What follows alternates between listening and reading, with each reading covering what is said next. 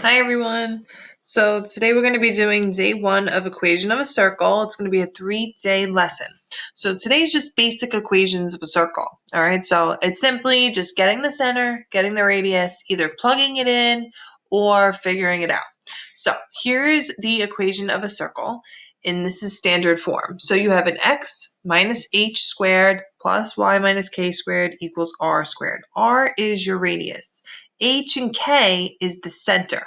So if H and K, let's look at the model problem, is 3, -4, and the radius is 5, that means H is 3 and K is -4. And the R is going to be 5 for radius. All right, so this would be, if you're graphing it would be 3, -4, and this distance from here to the end point would be 5. All right, so the equation is, it's negative the number. So if the number was positive, now in the formula it's going to be negative. If it was negative, now in the formula it's positive. Okay, so a +3 became a -3, and a -4 became a +4. 5 is the radius. This is radius squared.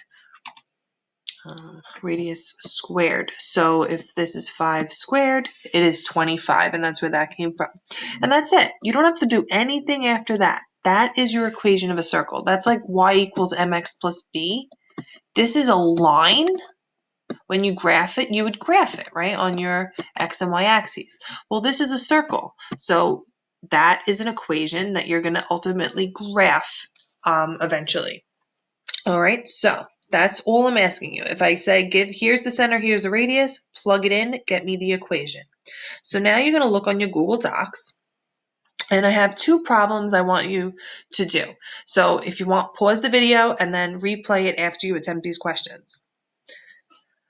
Okay, so hopefully you paused the video and you were able to attempt these questions. So you're going to write the equation of a circle whose center is -7. So if -7 is here, then that is your h. Your h is -7. You could just simply type right into the Google Doc.